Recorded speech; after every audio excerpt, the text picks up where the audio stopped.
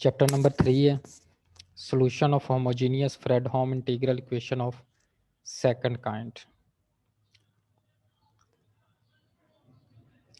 पहले इंट्रोडक्शन में in the previous chapter we have learned the basic terminology and suitability of integral equations over differential equations and then classification of the integral equations.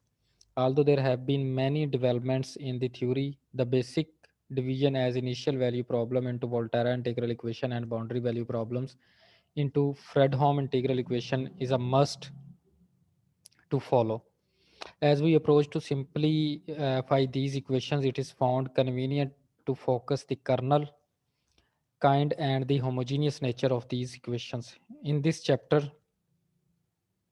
we shall restrain ourselves only for the homogeneous Fredholm integral equation of the second kind. ठीक है जी, इस chapter में हम सिर्फ homogeneous Fredholm integral equations of second kind study करेंगे. The chapter begins with the discussion of an essential part called eigenvalue, eigenfunction, and then related theorems are explained. तो इस chapter में हम सबसे पहले तो ये है कि homogeneous Fredholm integral equation of second kind ये डिस्कस करेंगे. उसमें हम आइगन वैल्यूज और आइगन फंक्शंस इस पर हम बातचीत करेंगे. ठीक है, तो करेक्टरिस्टिक वैल्यू और आइगन वैल्यू भी कह सकते हैं आप, करेक्टरिस्टिक वैल्यू भी कह सकते हैं, एंड करेक्टरिस्टिक फंक्शन और आइगन फंक्शन. ठीक है, ये एक ही नाम है. We consider the following homogeneous Fredholm integral equation of the second kind. ये हम सबको पता है कि Fredholm integral equation of second kind अगर होमोजीनियस हो तो वो u of x is equal to lambda integral a to b k of x t u of t dt. ये हमारे पास होमोजीनियस फ्रेडहोम इंटीग्रल इक्वेशन है. Now it is clear that u of x is equal to 0 will always satisfy equation this. अगर u of x is equal to 0 हो तो definitely u of t भी 0 होगा और ये इक्वेशन सेटिस्फाई हो जाएगी. And we call such u of x is equal to 0 as the trivial solution. तो आप लोगों को वैसे भी ऑलरेडी ये पता है कि ट्रिवियल सॉल्यूशन और नॉन ट्रिवियल सॉल्यूशन कौन सा. तो ट्रिवियल सॉल्यूशन कौन सा होता है, जो जीरो सॉल्यूशन होता है, जीरो जीरो या जीरो सॉल्यूशन, उसको ट्रिवियल सॉल्यूशन कहते हैं. तो u of x is equal to 0 होगा तो इट मींस वो ट्रिवियल सॉल्यूशन है. तो the value of parameter lambda for which the integral equation, ये फ्रेडहोम इंटीग्रल इक्वेशन जो 3.1 है, हैज़ नॉन ट्रिवियल या non zero solution u of x is not equal to 0 are known as eigenvalues of equation 3.1 or characteristic value of kernel k of x t. तो हम दोनों तरह से कह सकते हैं कि आइगन वैल्यू इस इक्वेशन की आइगन वैल्यू है या करेक्टरिस्टिक वैल्यू है. तो अब आइगन वैल्यू क्या बनी इस तनाजर में, अगर आप देखें तो कि लैम्डा की वो वैल्यू जिसके लिए u ऑफ x जो है वो नॉन ज़ीरो वैल्यू हो जिसकी. ठीक है, या non zero solution, non trivial solution अगर इंटीग्रल इक्वेशन का एग्जिस्ट करता है तो उससे जो हमें लैम्डा की वैल्यू मिलती है उसको हम आइगन वैल्यू या करेक्टरिस्टिक वैल्यू कहते हैं. क्लियर होगी. दोबारा सुन लें कि u of x is equal to ये नॉन ज़ीरो के लिए, u of x non zero के लिए हमें जो लैम्डा की वैल्यू मिलेगी, अगर ये नॉन ज़ीरो हो तो फिर हमें जो लैम्डा की वैल्यू मिलेगी उसको हम आइगन वैल्यू कहेंगे. ठीक है, फ़र्ज़ करें जी अगर u of x is not equal to zero, ये ज़ीरो नहीं है, तो हम कह देते हैं कि there is exist a constant continuous function phi of x. तो अगर ये ज़ीरो नहीं है तो ये किसी और फंक्शन के इक्वल होगा, डेफिनेटली हम उसको फाई ऑफ एक्स कह देते हैं in the interval a b such that. तो ये बन जाएगा phi of x is equal to lambda nought integral a to b k of x t phi of t d t बन जाएगा. ठीक है, हम इसको यू ऑफ एक्स को फाई ऑफ एक्स और इसमें 3.1 में इसको सब्सटीट्यूट कर रहे हैं. Then phi of x is known as eigen function. अब लैम्डा नॉट जो होगा ये तो आइगन वैल्यू होगी, और जो फाई ऑफ एक्स होगा दैट इज आइगन फंक्शन। ठीक है, ये आइगन फंक्शन होगा corresponding to the value, eigen value lambda nought. तो लैम्डा नॉट जो होगा वो आइगन वैल्यू होगी, और जो फाई ऑफ एक्स होगा वो आइगन फंक्शन होगा।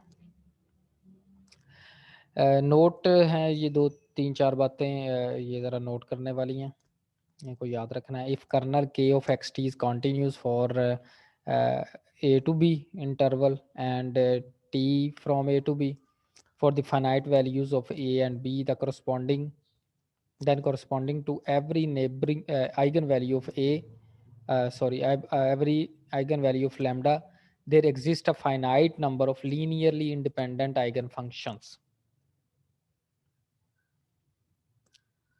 चलिए दोबारा देख लें, दोबारा इसको पढ़ लें। corresponding to every eigenvalue of lambda, her eigen value के लिए there exists a finite number of linearly independent eigenfunctions. The number of such functions is called index of the eigenvalues. Different eigenvalues have different indices.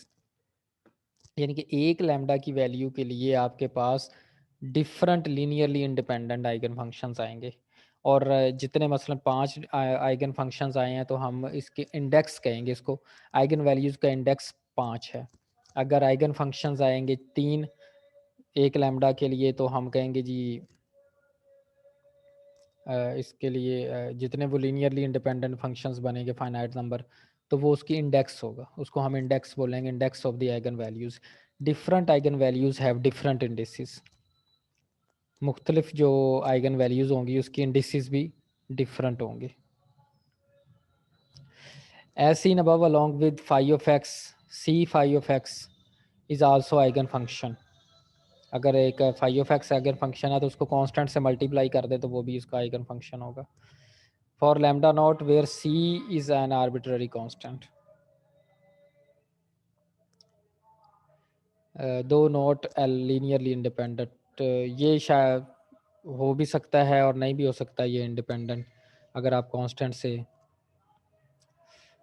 से ये multiply करें, क्योंकि phi of x अगर const है eigen value, तो सी phi of x भी eigen function eigen function है, तो सी फाई ऑफ एक्स भी आइगन फंक्शन होगा। तो वो फंक्शन आइगन फंक्शन जो है वो हो सकता है लीनियरली डिपेंडेंट हो, ज़रूरी नहीं है कि वो इंडिपेंडेंट हो। The number lambda is equal to 0 is not taken as eigen value. Lambda is equal to 0 को हम आइगन वैल्यू के तौर पर नहीं लेंगे, since it provides trivial solution. A homogeneous Fredholm integral equation may not have eigenvalues and eigenfunctions if the kernel is not symmetric. तो homogeneous Fredholm integral equation जो है वो हो सकता है कि आइगन वैल्यूज़ और आइगन फंक्शंस उसके ना एग्जिस्ट करें अगर कर्नल उसका सिमेट्रिक ना हुआ तो। अगर सिमेट्रिक होगा तो फिर तो एग्जिस्ट करेंगे, अगर सिमेट्रिक ना हो तो मे बी, तो मे नॉट हैव, तो हो भी सकती हैं आइगन वैल्यूज़ और आइगन फंक्शंस और नहीं भी हो सकती। तो ये चारों डिफरेंट पॉइंट्स है, ये आप लोगों ने थोड़ा सा याद रखने हैं। एग्जाम्पल करते हैं, और इसकी एग्जाम्पल में हमने आइगन वैल्यूज़ फाइंड करनी है और आइगन फंक्शन फाइंड करने हैं होमोजीनियस इंटीग्रल इक्वेशन के। तो ये हमें होमोजीनियस इंटीग्रल इक्वेशन दी हुई है, g of x is equal to lambda integral 0 to 1 e raise to power x plus t g of t d t. तो इसमें कर्नल हमारे पास क्या है, e raise to power x plus t है।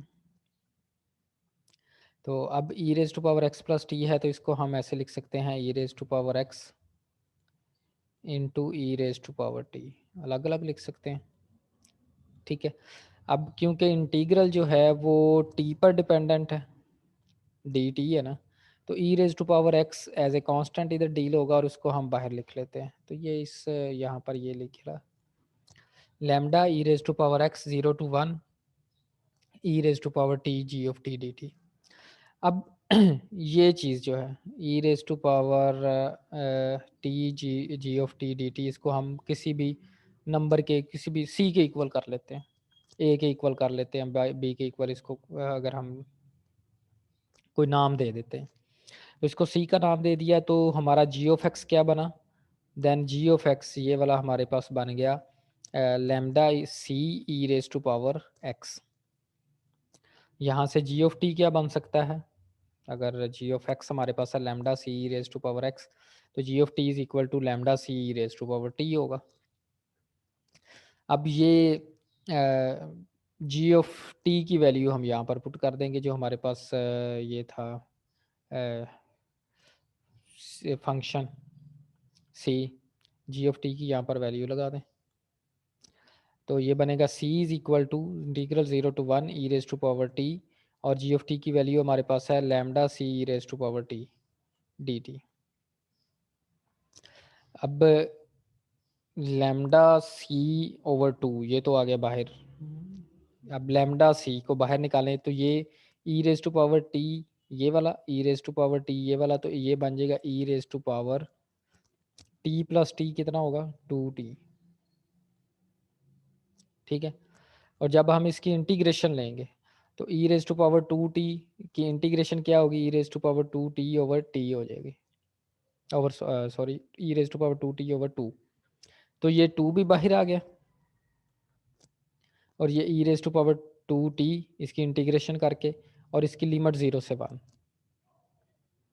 अब 1 पुट करें लिमिट इसमें अगर सब्सटीट्यूट करें तो e raise to power 2 minus e raise to power 0 that is 1, तो ये हमारे पास इसकी वैल्यू बन गई lambda c over 2 e square minus 1। Clear हो गया। अच्छा, अब ये इस साइड पर भी हमारे पास सी है, तो अब अगर हम इस वैल्यू को इधर ले आए तो ये बन जाएगा सी माइनस ये पूरी वैल्यू आ जाएगी lambda c over 2 into e square minus 1 that is equal to 0। ठीक है, यहाँ से आपने सी कॉमन लिया तो वो ये बन गई वैल्यू, सी कॉमन लेने से 1 minus lambda over 2 into e square minus 1 is equal to 0। So now for non trivial solution, non trivial solution कब एग्जिस्ट करेगा, जब ये वैल्यू 0 के इक्वल होगी, क्योंकि ये सी जो है वो ऑलरेडी 0 टू 1 ये तो 0 के इक्वल नहीं होगी, नॉन ट्रिवियल सोल्यूशन हमने लेना, तो 1 minus lambda over 2 into e square minus 1 is equal to 0, that should be equal to 0, यहाँ से हमें लैम्डा की वैल्यू मिल जाएगी 2 ओवर ई स्केयर माइनस 1, तो ये हमारी आ गई eigen value lambda is equal to 2 over e square minus 1. So this is eigenvalue of equation 1 and equation 3. The corresponding eigen function क्या होगा, ये g of x जो था, ठीक है, इसमें ये वैल्यू पुट करें, g of x is equal to आ जाएगा 2 over e square minus 1 c e raise to power x that is equal to e raise to power x. अगर आप 2 c over e square minus 1 को as unity लें तो इसको equal to 1 लिख लें, क्योंकि ये कांस्टेंट ही है, ये सारा ही कांस्टेंट वैल्यू है, 2 c over square minus 1 that is a constant value. ठीक है, तो ये आपका आइगन फंक्शन बन गया, तो आइगन वैल्यू भी आ गई इसकी, आइगन फंक्शन भी, यही हमने दो चीज़ें फाइंड करनी थी। सो नेक्स्ट एग्जांपल है, show that the homogeneous integral equation phi of x is equal to lambda integral 0 to 1 3x minus 2 t phi of t dt has no characteristic number and no eigen function। अब इसमें हमने ये बताना है जी, इसमें कोई characteristic, कोई eigen value भी नहीं है और कोई आइगन फंक्शन नहीं है, इसका मतलब इसका नॉन ट्रिवियल सोल्यूशन भी एग्जिस्ट नहीं करता होगा। तो let's see, the given integral equation is phi of x is equal to lambda. अब क्योंकि ये टी के लिहाज से है इंटीग्रेशन, तो हम एक्स वाली वैल्यू बाहर निकाल लेंगे, 3x minus 2 integral 0 to 1 t phi of t d t. तो इसको, ये जो इंटीग्रल है इसको हम सी के इक्वल पुट कर लिया। ठीक है, तो फाई ऑफ एक्स जो बना वो लैम्डा 3x माइनस 2 इंटू सी, तो फाई ऑफ टी हमारे पास लैम्डा सी 3t माइनस 2 बनेगा, बिल्कुल सेम वही प्रोसीजर जो पहली एग्जांपल में था हमारे पास। तो ये c इज इक्वल टू बन गया 0 to 1 t lambda c 3t minus 2 dt। तो यहाँ से इसकी इंटीग्रेशन करें आप, लैम्डा c तो वो आ गया कॉमन, ठीक है, इसकी इंटीग्रेशन करें तो ये हमारे पास c इज इक्वल टू 0, ये सारी वैल्यू 0 बन गई कि अगर 1 भी पुट करें फिर भी 0, 0 पुट करेंगे फिर भी 0। तो thus phi of x is equal to 0 is the solution of the equation and we do not get any characteristic number or eigen function। तो यहाँ से हम कोई भी ना तो आइगन वैल्यू निकाल सकते हैं ना ही हम कोई आइगन फंक्शन निकाल सकते हैं। We also see that the kernel is not symmetric, kernel symmetric नहीं है। तो कर्नल सिमेट्रिक होगा तो फिर आइगन वैल्यू और आइगन फंक्शन निकलेंगे। And in this case the kernel does not possess any characteristic number necessarily। अच्छा, अब ये यहाँ पर ये ज़रूरी भी नहीं है कि अगर कर्नल सिमेट्रिक ना हो तो आइगन वैल्यू और आइगन फंक्शन निकल नहीं सकते, ज़रूरी नहीं है, लेकिन ज़्यादातर में मैक्स यही होगा कि कर्नल अगर सिमेट्रिक नहीं है तो उसकी आइगन वैल्यू भी नहीं निकलेगी और आइगन फंक्शन भी उसका ज़ाहिर बात है उस तरह से नहीं निकलेगा, ठीक है। अच्छा, नेक्स्ट है solution of homogeneous Fredholm integral equation of the second kind with separable और डीजेनरेट कर्नल। तो let the homogeneous Fredholm integral equation of the second kind be, ये homogeneous Fredholm integral equation है where kernel k of xt is separable। अब separable kernel कब होता है? Means it can be expressed as a sum of the products of terms each having functions of x and t separately। ये होता है ये होता है ये सेपरेबल, कि आपके x और t जो वेरिएबल्स हैं वो इंडिपेंडेंटली अलग अलग हों, सेपरेट हों, ठीक है, और ये इस फॉर्म में हो एफ ऑफ एक्स और जी ऑफ टी की फॉर्म में, अलग अलग, एक्स अलग हो टी अलग हो। तो जब अलग अलग वैल्यूज़ होती हैं, अलग अलग वेरिएबल्स होंगे तो उसको हम सेपरेबल कहेंगे। तो ये कर्नल कुछ इस फॉर्म में होगा, एक्स और टी की जो वैल्यूज़ हैं वो अलग अलग होंगी, अलग अलग।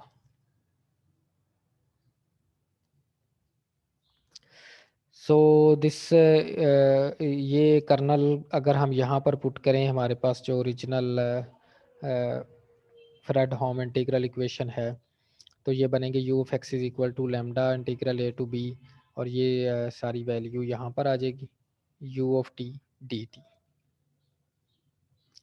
तो अब हमारा मकसद क्या है कि अगर इस तरह की कर्नल हो तो फिर हम आइगन वैल्यू और आइगन फंक्शन हम निकालेंगे कैसे, फाइंड कैसे करेंगे, ठीक है।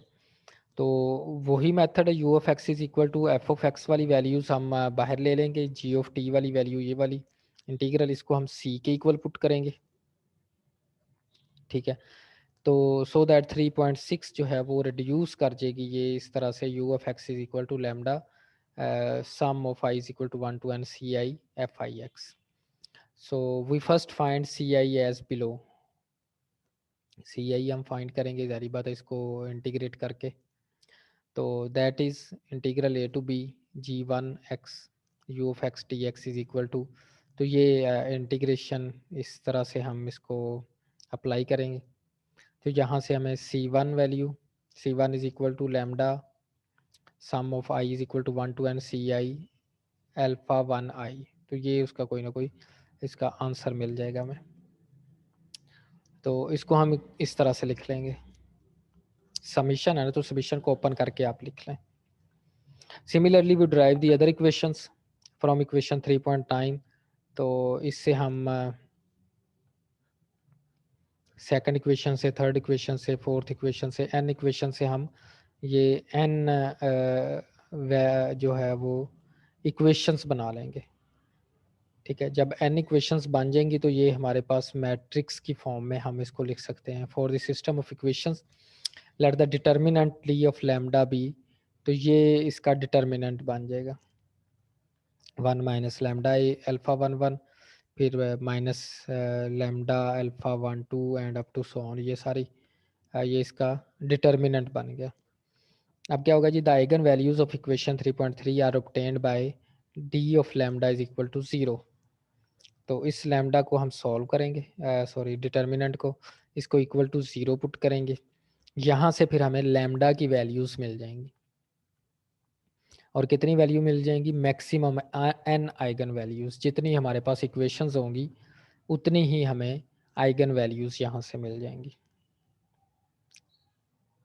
ठीक हो गया। तो इसकी हम आगे एग्जांपल्स भी करते हैं। तो उससे पहले orthogonality of two functions. Two functions f of x and g of x continues for a to b are said to orthogonal if f of x g of x dx is equal to 0। अगर इसकी integration जो है किसी भी दो functions की from a to b 0 हो तो हम f of x और g of x को ऑर्थोगोनल फंक्शन कहेंगे, कि ये दोनों फंक्शंस ऑर्थोगोनल हैं। अच्छा, अब ऑर्थोगोनैलिटी ऑफ आइगन फंक्शंस क्या होगा, इसके लिए थ्योरम है। The eigenfunctions of a symmetric kernel corresponding to two different eigenvalues are orthogonal.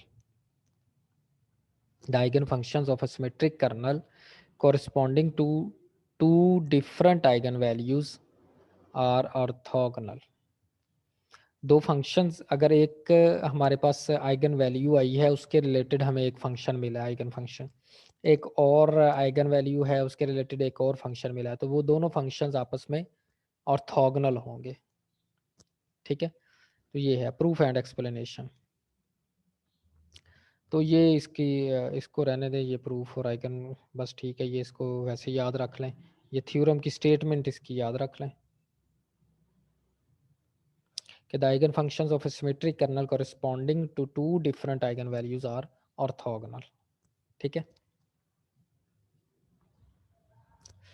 उसके बाद रियल आइगन वैल्यूज, इसके लिए थ्योरम है the eigen values of a symmetric kernel are real. Eigen values of a symmetric kernel are real, ये हमेशा real होंगे, eigen symmetric kernel की eigenvalues real होंगी। ठीक है, तो ये भी इसके प्रूफ में ना जाए, हम इसकी एग्जांपल पर आते हैं, एग्जांपल्स करते हैं और इसके बाद इसकी एक्सरसाइज करते हैं। Show that the homogeneous integral equation phi of x is equal to lambda integral 0 to 1 t x under root minus x t under root phi of t dt has no real eigen value and no eigen function। ये अब हमने बताना है कि जी इसमें कोई eigen value नहीं है, कोई इसकी आइगन फंक्शन नहीं है। ठीक है,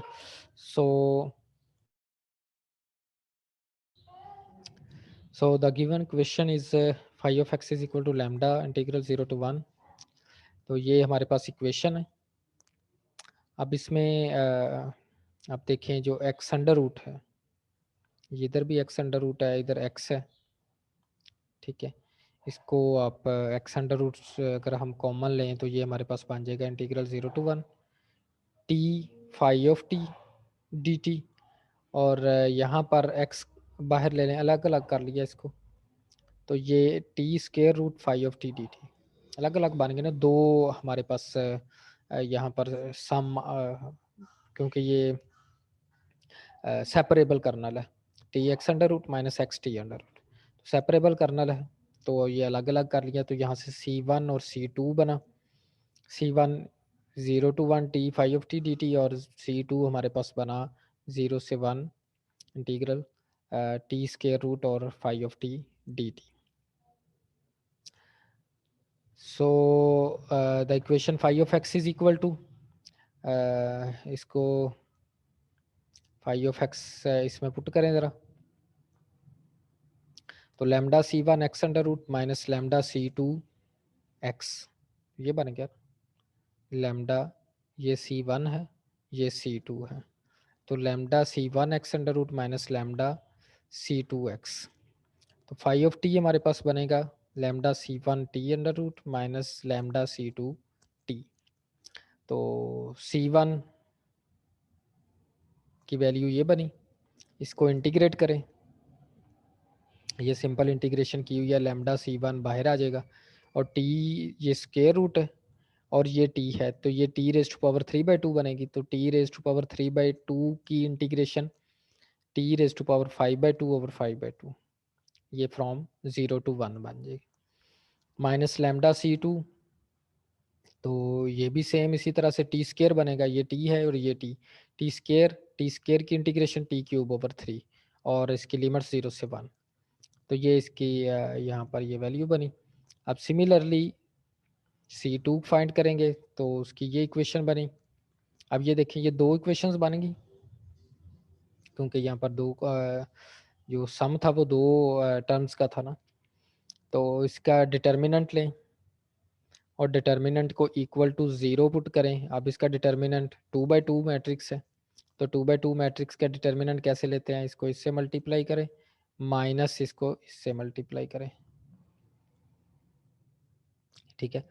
तो इन दोनों को मल्टीप्लाई करें माइनस ये दोनों को मल्टीप्लाई करें इक्वल टू 0 करें, तो यहाँ से लैम्डा की वैल्यू हमारे पास आ रही है plus minus iota 150 square root, which means that the eigen given integral equation does not possess any real eigenvalue, क्योंकि ये लैम्डा की वैल्यू आ गई है ना, कम्प्लेक्स वैल्यू आ गई है। तो कोई भी इसमें रियल आइगन वैल्यू एग्जिस्ट नहीं करता। ठीक है जी, इसी तरह से एग्जांपल 3.4 है। Solve the following homogeneous Fredholm integral equation of the second kind, that is g of s is equal to lambda integral 0 to 2 pi sin of s plus t g of t dt। तो ये भी हमारे पास sine s plus t है, इसको हम लिख सकते हैं sine s cos t plus cos s sine t, वो साइन अल्फा प्लस बीटा वाला फार्मूला लग गया। तो ये भी सेपरेबल कर्नल है,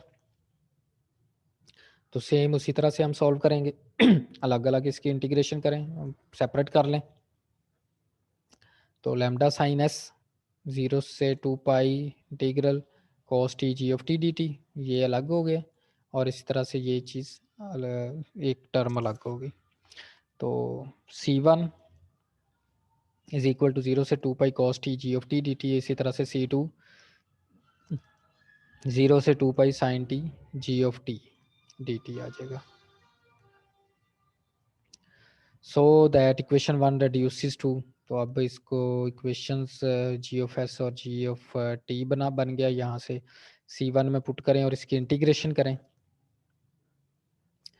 तो ये सिंपल इंटीग्रेशन के बाद हमारे पास ये इक्वेशन बन गई। इसी तरह से दूसरी इक्वेशन जो हमारे पास ये बनेगी, इसका डिटर्मिनेंट लें और डिटर्मिनेंट लेने से प्लस माइनस 1/पाई बना। सो ये हमारे पास इसका दोनों रियल वैल्यूज आ गई, लैम्डा 1 इज इक्वल टू 1/पाई and lambda 2 is equal to -1/पाई। अब ये दोनों रियल आइगन वैल्यूज हैं, अब इससे हम आइगन फंक्शन बनाते हैं। तो पहले तो लैम्डा इज इक्वल टू 1/पाई से हम अगर आइगन फंक्शन बनाएं तो वो C1 minus C2 is equal to 0, hence from equation 4 g of s हमारा क्या बनेगा, ये जी ऑफ एस हमारा बन गया sine s plus cos s taking C1/पाई इज इक्वल टू 1, ठीक है। तो ये इसको एज ए यूनिटी ले लें, कांस्टेंट है, तो ये हमारे पास आइगन फंक्शन बन गया। इसी तरह से लैम्डा इज इक्वल टू -1/पाई के साथ देखें तो जी ऑफ एस हमारा बनेगा sine s minus cos s, तो ये हमारा आइगन फंक्शन बन गया। तो डिफरेंट आइगन वैल्यूज के लिए हमारे पास डिफरेंट आइगन फंक्शंस आ गए। इसी तरह से नेक्स्ट एग्जांपल पर आते हैं, find the eigen values and eigen functions of the following homogeneous integral equations. तो ये भी cos square x cos 2t cos 3x cos cube T separable है इंटीग्रल, कर्नल जो है वो सेपरेबल कर्नल है। तो सेम उसी मेथड पर आप इसको सॉल्व करें, ये आप आसानी से हो जाएगा, ये सारा सॉल्व किया हुआ है, ठीक है।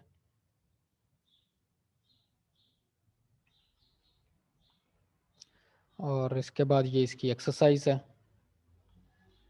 1 2 3 4 5, 5 क्वेश्चन हैं और इसके आगे पांचों के आंसर दिए हुए हैं।